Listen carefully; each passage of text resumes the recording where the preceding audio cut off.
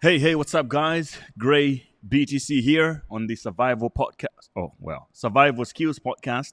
I made a mistake simply because you're not subscribed to the channel. So the first thing you want to do, destroy the subscribe button. We have the elephant in the room himself right now, Mr. Da Vinci Jeremy, in a different setting than you would ever expect him before. We're in Africa, in Nigeria, and it's his first time. Da Vinci, how is Africa for you for the first time? First time, well, it was quite shocking, actually, I have to admit. Yeah? I was not prepared for the level of poverty that I've seen. Right. I was not prepared for it. Where originally are you from again? Well, I originally was born in Trinidad, but Yes. I moved out of Trinidad to Canada, and I grew up in Canada. Mm-hmm. And then I moved to Chile, Yeah. right? And although I lived in Chile for 8 years, and I actually lived in the downtown area. The downtown area of Chile is actually the poor area of Chile. Mm-hmm. And most people don't even like it. I like that. But that poor area is nothing. Is rich. Right. compared to, Right. compared to here. What were your expectations though? What did you expect? Well, we went to even the rich area, and I was not impressed. That is Banana Island. Yes, Yeah. that's That is where the billionaires, the Dangote, the richest man in the world, the richest man in Africa, lives there. yes. I have to admit, right? I mean, I could be false about it, but I know some people would go, yeah, it's okay. But I have to admit, it was not impressive down in that area. Well, what were your expectations? I didn't have that much of an expectation, except for maybe I could go on a safari. Wow. Okay. Turns out, no. Oh, no. Wrong part of Africa. Exactly. I think you just thought that Africa safari would Yes, go. yeah, exactly. Yeah. Elephants, giraffes. No. I would recommend that if you want to check out safari, go to South Africa or Kenya. Especially South Africa, I have a lot of experience there. So that is where you could see safari. Nigeria is not known. They don't even somehow you guys you don't promote your wildlife or that side of the business, right? No. Nigeria is like the hustle capital of the world. It's so many people, hustle and bustle, and making money. That's why I have a lot of wealthy Africans here. But yeah, it's not definitely not a safari joint. And so you have lived. You were. When did you leave Trinidad? It's like Trinidad to me is like that part of the world where there you never hear about it at all. What happens there? Well, I mean, it's one of those islands. Is that Southern No, America? it's close. Well, it's close to South America. It's Okay. right beside. I mean, if you were watching, you could see Venezuela from where Right. the island is, right? So it's through that close. Trinidad and Tobago. Yes, exactly. So yeah, but it's part of the Caribbean, and it's like known for its oil and Oh, it has oil also. yes, Okay. but there's a lot of politics, gangs and stuff. like that, and it's very very dangerous for even tourists to go. Right, not super dangerous, but it can It can be dangerous. it's compared to Jamaica or some other islands around there. It's not worth going for a vacation compared to the other islands. So I'm not saying that it's not impossible to go there for Yeah. a vacation, because I mean there's lots of good cool things to see there. They have a caravana which is amazing, and yeah. So, but it's not. I haven't been back. I've only been there twice. Okay. Oh, you've been there twice. When did you leave? Well, I left when I was 4 years old, Wow, that's a long time ago. and I went there when I was 14, and another time when I was 16. And your passport is still Trinidad passport, No, actually, it's Canadian passport. Canadian passport. I'm eligible for a Trinidadian passport. right? But I want to get one, but I have to go there and deal with all what's the the paperwork. tax? Any tax benefits? No, I want multiple passports because it's best to have them course. for because you're not a tax slave to one particular government. Right. And you're actually a tax slave to one of the worst. Not American, because I'm not American. It's Canadian. Yes. But don't Canadians follow you for taxes like Americans do? No, they don't. No. Okay. Nice. And they're very nice about tax evaders in Canada, because Canada, it's like please pay taxes. Yeah, Lots of people get caught evading taxes. The rich people, super rich, and they're like, "Yo, can you please pay, sir?" So, at what point? So, what were you like? Your childhood like before you got into gold? Because on your old videos where you have been obsessed with the concept of money for a long time. You know, where did this started? Where you got into gold? I want to know before that. Like, were you just like a money obsessed kid in your childhood, or what was it? Actually, I was not, but I knew that there was a secret to money that I needed to understand back when I was a little kid, because I asked my father, right, why his prices continue going up, and he said that it's greedy capitalists, and I'm like, Okay. that don't make no sense. Right. This was when I was like 11 years old, and I didn't agree with that logic that my father was trying to bestow on me. And I felt that there has to be an answer to how money works because something was off, right? So I decided to go to the library and see if I could find something. Obviously, on purpose, there was nothing there. So I gave up, right? On my quest to find how money works. I figured that I'll learn it one day when I grow along, right? And it never happened until basically 2008. It was like 2007, 2008, where I actually began to educate myself on how money works. And how I fell into this rabbit hole was I was watching a presidential debate with Ron Paul. And he said that our monetary system is unfair. It transfers wealth from the poor and the middle class to the rich. I'm like, no, it doesn't. So when we talk about money and taking money away from the poor and giving it to the rich, it sounds like a woo-woo Robin Hood political talk or some conspiracy theory. And when you watch that debate with Ron Paul, to you it clicked immediately, and then you started digging deeper. So how can you make the average Joe out there to understand that, hey, the government doesn't work for you? Well, actually, it didn't click immediately. Okay. What happened was I was like, oh my God, this guy's lying. Can't believe it. They're going to like destroy this guy on stage, right? And then everybody agreed. All the politicians agreed and just moved on. And I'm like, isn't that important? Right. Right? Should we discuss that a little further? Yeah, I mean, if the government officials are representative of the people, that definitely should have been the subject. Like, okay, so how do we fix it, right? But they just passed over it. Yeah, they just like, yeah, and moved on. Like, it wasn't a thing. Yeah. It's not a thing. Wow. So I was like, okay. Oh, you know what? But it's not that surprising because so many people are going to watch this are also just going to look it over like it's not a thing. Yes. It's human nature, maybe. And then I decided, okay, well, I got to find out what this guy knows. And I started studying everything about money from that point. And man, when I finally understood what money was, that it was a big fraud against humanity, it was very depressing. Very depressing. I became a very depressing person to talk to. Oh, a long time from being a depressive guy to a pumper who is right now pumping everyone up. But because I understood what the outcome was to our financial system, because it has a repetitive outcome.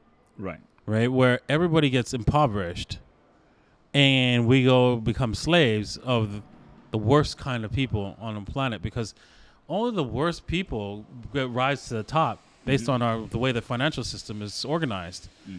And so they rise to the top and all the good people get crushed.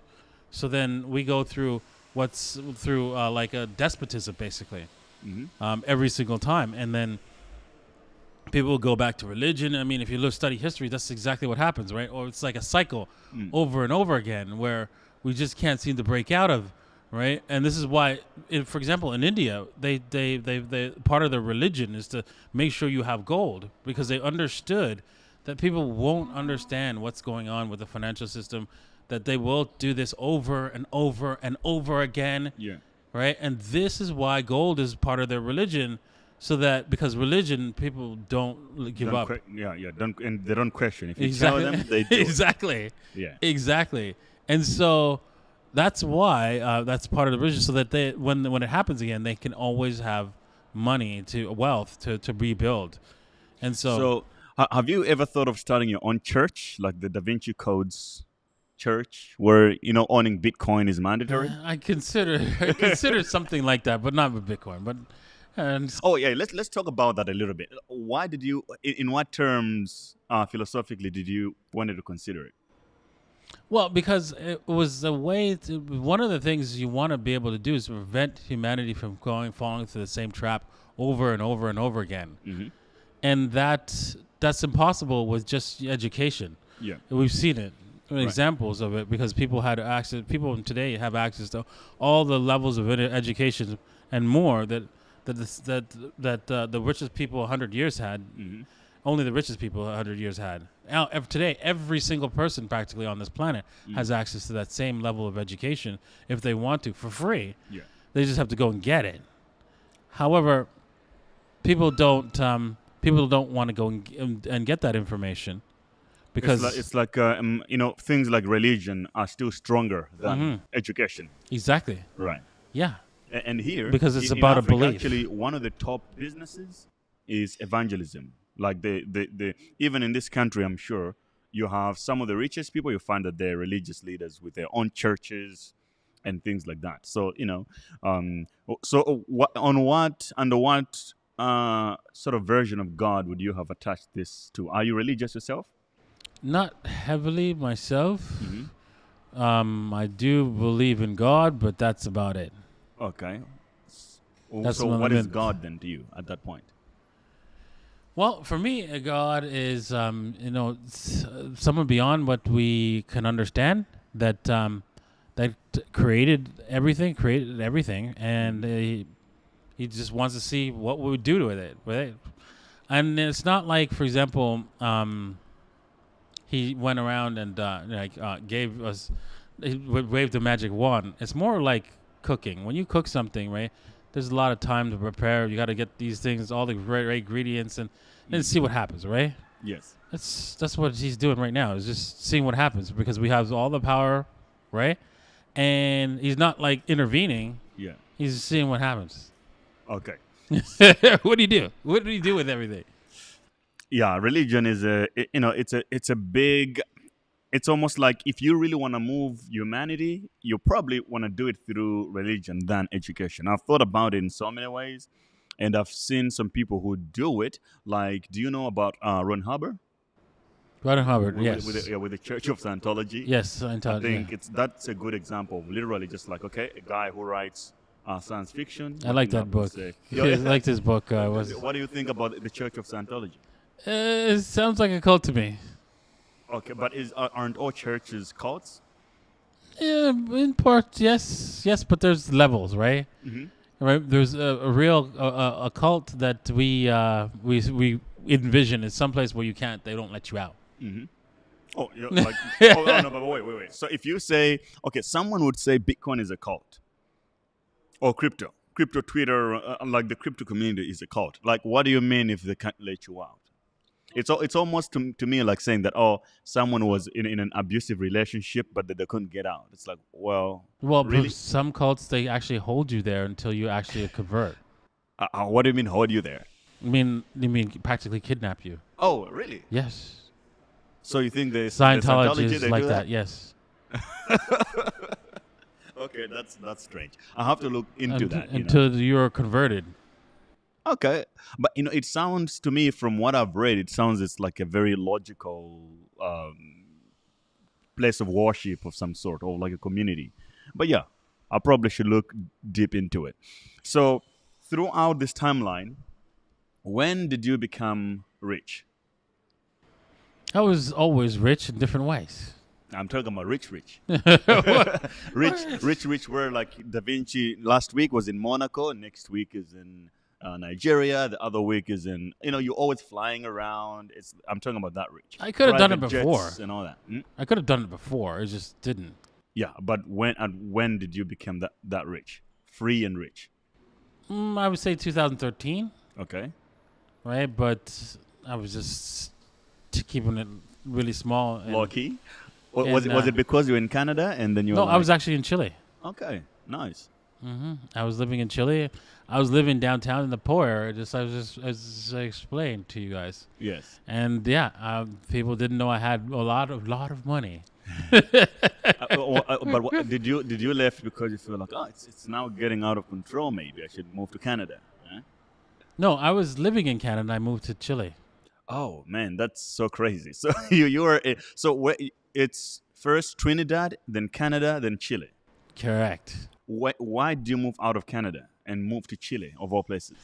Well, I was tired of the taxes, the cold, right? I used to the taxes the most because it was paying 50%, right? And then capital gains tax is brutal over there, and so I wanted to get to a place with that was I could just enjoy my wealth a little bit, right? Mm-hmm. But Chile, of all places, Yeah, is I know. a place to enjoy wealth. I know. The other reason why is because I wanted to get more I wanted to get another passport, and I was studying how to get a passport without spending a whole bunch of money. I should have just spent the money, but I didn't. Exactly. I was just. Exactly. Should have probably just done some St. Kitts or something, 150 grand. Yeah. And But I then- was a little on the cheap side, right? Yeah. So, Okay, but it's a long time since then. yeah, exactly. But now you probably don't need it because it's like you live in Dubai. You don't really need to become a citizen of Dubai to. Oh no, I need multiple passports, dude. Oh, you need Maro passport. Yeah, but you know why? Because governments don't. Historically, governments have always been eventually become tyrannical, and there's no exception. Right. Zero. So Right, where do you think? So you moved to Dubai from Chile, and you chose Dubai as a place up to stay. I suppose the main thing is because of the taxes, one of it, and maybe the safety as well. Did you ever feel like maybe Chile wasn't safe for you? It was getting unsafe in a sense that they were the lockdowns were pretty rough, and then now they've gone full commie, it seems. Yeah. Right? yeah. And a lot of people that I know, I couldn't believe it. Like a lot of people that I thought were pure Chileans that would never leave, they're actually leaving. They've actually moved to Canada. Now, I'm like, I didn't want to tell them that you're moving from the frying pan into the fire. You know that. I didn't have the heart to tell them. yeah, exactly. Okay, so you said there are people who are moving from Chile and now moving to Canada. I think the world in general is kind of like into this conflict of communism and then capitalism. To me, I don't even know why that is a discussion. What is the difference between these two concepts, really? Between the concepts of communism and capitalism, like what is it exactly? well, communism is where you think that everybody's equal, except some people are more equal than others, right? And so what happens is, right, the government controls the whole production and creation of things. So, for example, they're going to create hats, and if they feel they don't need the Bitcoin symbol on it, well, there's no Bitcoin symbol, and you just get a hat. Yeah. Right. Doesn't sound good to me. Right. And so, whilst with capitalism, well, you have to like figure out what people want and build that. Crazy idea. Crazy. No. Crazy. Insane. Isn't that insane? I think that the latter, the capitalism thing, whether you call it capitalism, whatever, I just think it's natural that people are opportunists. If you want to accumulate wealth, you find what people want, you create it. If people want it, you make money. So I don't understand. For those of you, maybe you can enlighten me in this. If you say government should own means of production, that's what communism is, you say. Which government? The idiots? Yes, those idiots. So the same people that everybody complains about in every country, the politicians, they don't know how to do shit. Correct. Now you want to put them in the hands of everything? Yep. That is crazy. Because look, You think? If you tell me that, okay, we need to centralize the power of production. Okay, maybe it's reasonable for distribution.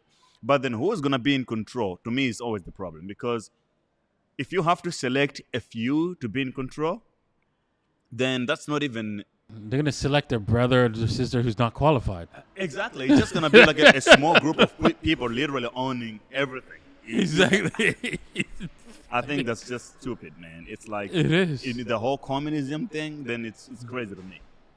It is. It is. And people believe that government looks out for their best interest, and that's the problem, and they don't. Oh, I grew up in Africa, so maybe I have a little bit a different take. I don't know what it was like for you in. Oh, you didn't spend enough time in Trinidad anyway. But in Canada, it's the same thing, right? When you support the welfare state, right, it's the worst thing because people don't go out and build and produce something cool, Right. right? And so that is the thing, right? Yet they say have big signs you can't feed the bears. Why? Because then they won't learn how to go and hunt for themselves. Yes. Oh, so humans don't have that access, that privilege too? Yeah. You got to feed us all? Yeah. Yeah. Exactly. What? So in Canada, now I understand where the 50% tax is coming from. They pretty much trying to get control of everything. So if you take people's want to build, I mean, then it makes sense. When was the last time we used? What Canadian product do you use today, on social media or otherwise? What Canadian product I use Yes. today? Like apps. Well, I guess you could say Ethereum because Ethereum. That's a good one. That's a good one. Okay. So something comes out. Something still comes out. It's not completely zero. Okay, that's a good one. So you can still create within that framework, right? I suppose. Yes, But maybe the rate of output would be different. Like, America has a lot of output. I mean, there is companies there. It's just that a lot of things, people believe there's free. It should be free, like healthcare, education, and it's not true because the reason why is because you are not the owner of somebody else's labor. You don't have the right to force somebody to work for you, force somebody to provide you education, to force somebody to make you better. You can pay them to do that, Yeah. but you have no right to force them to do that. And you're like, but the government pays. No, the government controls by stealing money from other people Yeah. and tries to pay that. And you're thinking, well, yeah, so they're getting paid enough by the government. No, they're not. Because there's certain doctors who are better than others and they deserve a higher pay based on their performance. But that's not going to happen. Oh, but wait. Right? I think on healthcare, then on that one I disagree with you. If you are taking 50% of my salary, give me for me right now, what does the government really offer me? Nothing, right? I live in different places. I don't stay in one place. If I had children, I wouldn't even send them to a public school. You tax me if I'm in a country that has taxes and all that. Right now, the government has nothing to offer me, really. It doesn't. Throughout my life in Africa, bro, like, you get nothing. There is no student loans and all these other fancy things that you get from developed countries. So from day one, the government to me has always been a taker, not a provider. And it shouldn't be providing anything, really. Well, it shouldn't. It should be managing things, because if you're taking No, taxes, the only from thing that's managed, it should I believe that this is my personal belief. The only thing the government should manage is both manages the laws, right, and ensuring that nobody invades the country. right. That's it. Security. That's it. Security, right, through police and laws and military to ensure the invasion does not occur. That's Right. it. That's the end of the requirements for government. And they shouldn't be involved in anything else. They shouldn't be involved Well, in I economy. think They shouldn't be involved in On health, I think. Look, if they take healthcare? the amount of money that they take, there should be good healthcare for everybody. If you choose to there not should be, use but it, there never has. There it never will have. be. Yeah. And there never will be because those guys have always okay. Let's take a look at let's take a look at America's record of whatever the government's done for people. Okay, so they started off by saying, "Hey, let's educate all the people because they should all get free education." Yet the the population of America is the most dumbest that they ever had. Right. Right. Oh, Ever. but in the Their UK, education it's has dropped like crazy. Mm-hmm. Okay, so they screwed up on that. All right, next, right? How about healthcare for everybody? Cheap healthcare for everybody. So everybody should get free and cheap healthcare. Mm-hmm. Now, healthcare is the most expensive place. In fact, it's so expensive in the United States that my insurance will cover me any place. My health insurance will cover me any place on the planet except the United States. Yeah. Okay. Yeah. So good one on that one. Okay. How about we're gonna have a war on poverty, right? War on poverty. We're gonna get rid of poverty, and yet America has lost that. There's more poor people in America, than there was before when they went to war on poverty. Good one. Or how about my favorite? Oh, let's make housing affordable for everybody. And so, now the least amount of people own houses today in America. Or how about, we're going to make universities, education free and available for everybody. And yet now everybody who goes to university in the United States goes into massive amounts of debt that they can never, ever pay back. And they have to pay it back or else they can never discharge that debt. I don't think America is a good example in certain areas. Like when it comes to healthcare, I would say UK is much better. I lived in the UK last year for a few months, and they have the NHS. It's pretty effective. It works for amount of money that this government take. They at least give you something. It's not the best. I wouldn't use.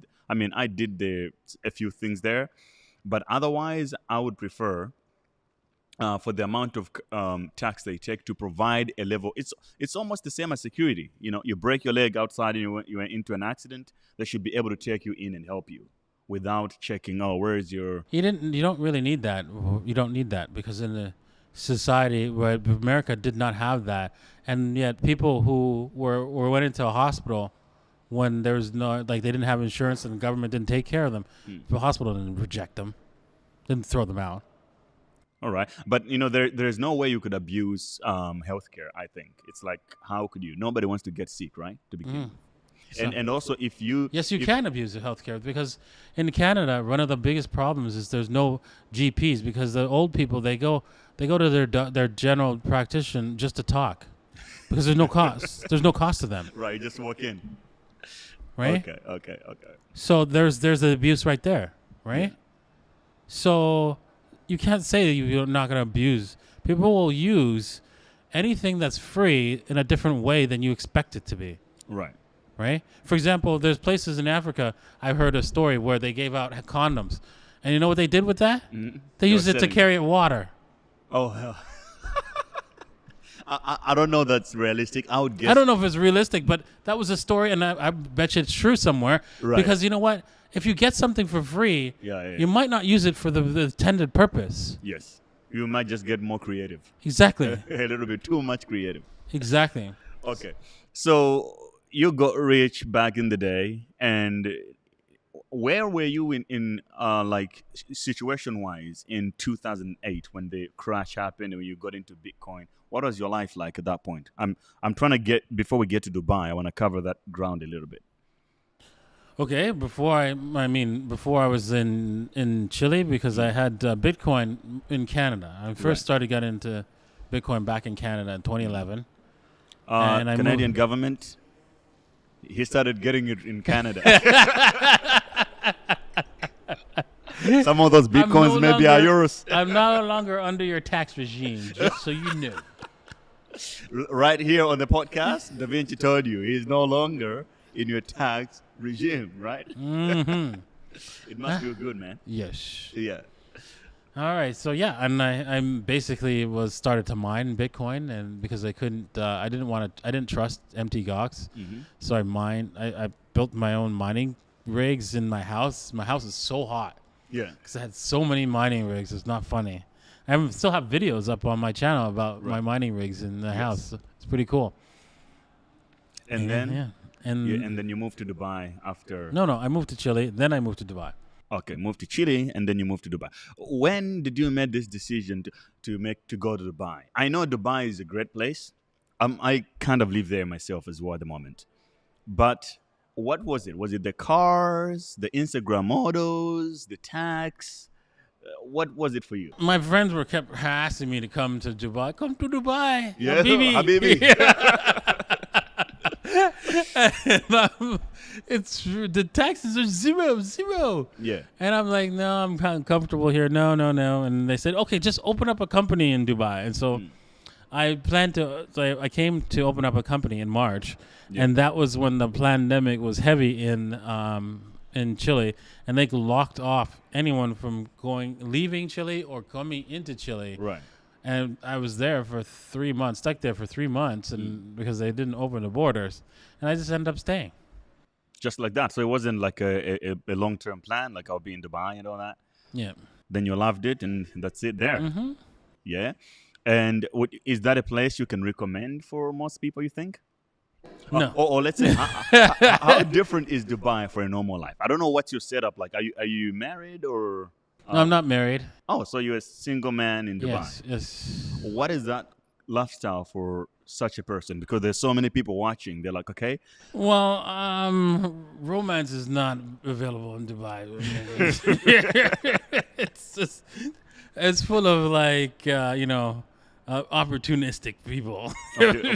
Oh, but look, man, you know what I'm talking about. Your situation is different. You're like rich, and everybody knows that. Okay, that's Da Vinci. He's rich, so you definitely get opportunities. So, can you give me a picture of what is there romance in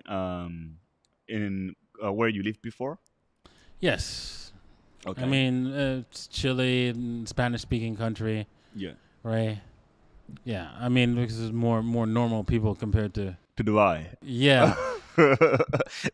One of the first things that I said when I moved to Dubai, I was like, they're just not normal people here. It's like everybody's a show. It's either you meet an Instagram model or some supermodel, and everybody just like. I know. Right. I know. Yeah, but I mean, I don't think that's a big problem for you. You can handle it, but I'm sure for someone who just walked in there, it must be super overwhelming. Exactly. How long did it take you to adjust and be like, oh, look, this is just Dubai. It's just a normal place to stay now. I don't know, about 6. I would say 6 months. Actually, 6 months. Yeah. Mm-hmm. I think it was like finally decided. Yeah. This is gonna be my home because I was just like coming in the horn about going back to Chile, right? And then I just said, yeah, around September. Yeah, so I rented something bigger in my on the Palm, and that's when I decided that's gonna be my place. Yeah. And if you had to, a lot of people ask the question of moving to Dubai. Like, what is the process like? They think it's complicated as like moving to Canada. Like. What was your process? How long did it take you to do it? Well, you have money, it's not easy. Exactly. I mean, to me, that's what I love about Dubai. It's like if you can pay for it, bro, yes, exactly. It's done. Somebody would run around to get it done. Exactly, and delivered, right? Exactly. So maybe a few weeks we're talking here. Yeah, it was like 3 weeks. Exactly, and then you're in there. And now, could you walk us into the world of a mega millionaire? How do you interact with the world, and how do people treat you? Like if you meet you are at the address having a cocktail, and the girl walks past. How do you interact with these things? Because they're opportunists, and then you got fame. Yeah. Do you really just meet normal people? No, because here's the thing, right? There would be like some girl I really like, and they'd be like, whatever, don't talk to me. Right. And then all of a sudden, right, I remember seeing, this is just exactly what happened. Right. She didn't want to even look in my direction. Right. And then I'm talking to Chris about, okay, well, I'm gonna rent a place in the Palm and stuff like that. And he's introducing me to his real estate agent. And then all of a sudden, she heard that. Yeah. And it's like total change. Now she want to talk to you. Exactly. You're the perfect client that she needed. Oh my God. Okay, but so how do you handle that? You say no because I mean, now that I got money, you want to talk to me, walk away, or you're like, oh, what did you think I was? Yeah, well, I mean, exactly. I didn't even bother talking to her. I was like, whatever. Is it? So Yeah, because it's like a lot of women are like that. So I mean, I've even dated some women where it's just like all about the money, and it's like, you know, do you think that's a problem, really? Do you think it's so? What is the ideal situation? You think you do believe that someone should like you for who you are first? yes, I do. You really believe that? Yes, I'm a funny guy. Yeah, I'm a you are fun definitely. guy. Oh, but I'm like, I got lots to offer other than money. okay, I agree. But then I think so. If you're in Dubai, imagine if you were a girl and you're in Dubai. Okay, there's a funny guy over there. He's nice, you know. But then there's another guy there with a Lambo and a nice place in the palm. I mean, these ladies aren't there to play. Also, they're like literally looking for opportunities to level up, right? So I think, don't you think even romance itself is kind of transactional It can be, yes, it can be at first. It always is at first, at first? right? And then you just have to move into that where it's not transactional. And you think on your side there's no problem? Like you also have too many options at the same time. Doesn't that create pressure on the other side? I mean, I do have options, but I don't exercise my options because, man, I'm like careful. Okay, so you're concerned. Oh, what do you mean careful? Like you're careful with the money thing, No, I'm like I'm take my time, make sure right? So who that person is, learn who that person really is. then what would you recommend to like the other youngsters that are just, I mean, we know a lot of people in crypto space, even in our community, 19, 20-year olds, they just made their first money for the first time. They moved to Dubai and they're having fun. And but you Yeah, have lived it all. yeah. Fuck everything you can. Okay. Then, yes. Okay, so you Go have to ahead. live it Yes, until yes, exactly. Until you're like, okay, I'm done. okay, nice. And what are your thoughts about settling down and live? Because so many people talk to me about stuff like that now. I travel a lot. You have been traveling for a long time.